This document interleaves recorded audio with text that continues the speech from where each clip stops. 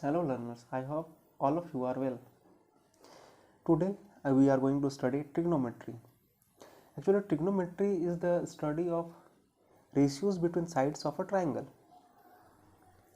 You are standing on the ground at point A and looking at the top of a building at point B and want to find the distance between the point A and B.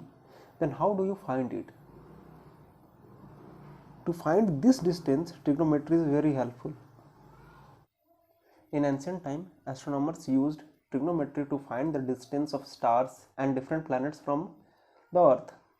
Nowadays, trigonometry is very useful in many engineering works such as construction etc.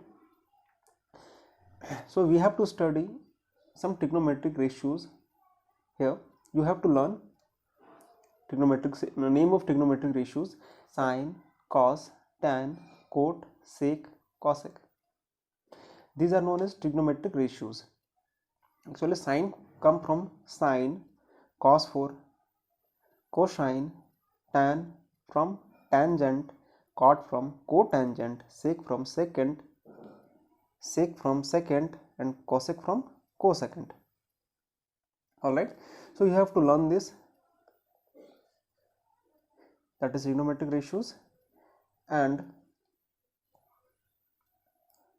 next thing, just look at this triangle. Let us consider that triangle ABC is a right angle triangle where angle B is right angle.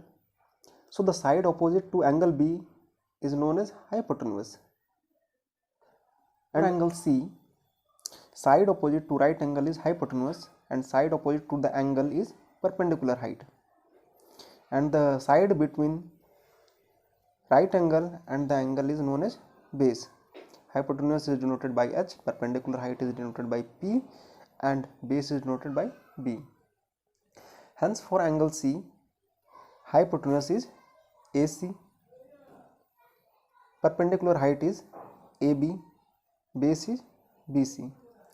Similarly, in the same triangle, for angle A, hypotenuse is side opposite to right angle, that is AC, and the side opposite to angle A is known as perpendicular height, and the side between angle and the right angle is considered as base. So for angle A, hypotenuse is AC, perpendicular height is BC, and base is AB.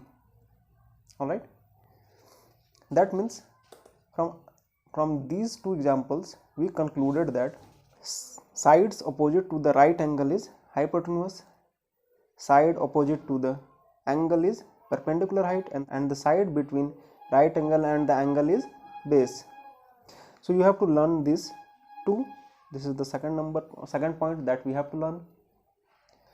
Again, we denote in trigonometry angle by various symbols. This symbol is known as theta. So for theta, in this right angle triangle, hypotenuse is opposite to the right angle, that is this side, and the side opposite to theta is perpendicular height, and the side between right angle and the theta is base. In trigonometry, sin theta will be equal to the ratio of perpendicular height and hypotenuse, that is P by H. Similarly, cos theta is equal to B by H, base by hypotenuse. Tan theta is equal to perpendicular height by base. Cot theta is equal to base by perpendicular height. Sec theta is equal to hypotenuse by base. Cosec theta is equal to hypotenuse by perpendicular height. And it seems quite difficult to learn, so we are going to learn this by a simple trick, that is just write sin theta, cos theta, tan theta, cot theta, sec theta, and cosec theta. Okay, that we have learnt. And right here, Pandit, Badri, Prasad, Bole, Hare, Hare, and divide them by the reversing the sentence, that is Hare, Hare, Bole, Prasad, Badri, Pandit.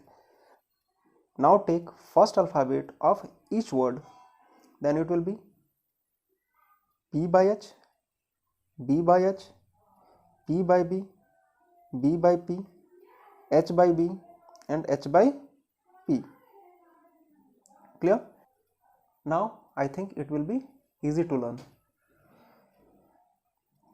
Again, observe carefully that the value of sin theta is p by h, whereas cosec theta is h by p, which is just inverse of sin theta, and cos theta is b by h, and sec theta is h by p, just inverse to each other. Tan theta and cot theta both are inverse to each other, p by b and b by p. This means sin theta is inverse of cosec theta. And by the way, this is our third thing. This is our third thing to learn. Now, by looking at it, how do we learn that which trigonometric is inverse to each other? It is quite simple too. Just write what we have learned in sequence: sin theta, cos theta, tan theta, cot theta, sec theta, and cosec theta, right? And then meet extreme ends like that: sin theta to cosec theta, cos theta to sec theta, and tan theta to cot theta. Now sin theta is inverse of cosec theta and vice versa, such as sin theta is equal to 1 by cosec theta, cosec theta is equal to 1 by sin theta. Similarly, cos theta is inverse of sec theta, so it will be cos theta is equal to 1 by sec theta, and sec theta is equal to 1 by cos theta. Tan theta and cot theta, so tan theta is equal to 1 by cot theta, and cot theta is equal to 1 by tan theta. Also, you have to remember one more formula, that is tan theta is equal to sin theta by cos theta, and as we know that cot theta is inverse of tan theta, so it will be cos theta by sin theta. Okay, now you have a question that why sin theta by cos theta is equal to tan theta.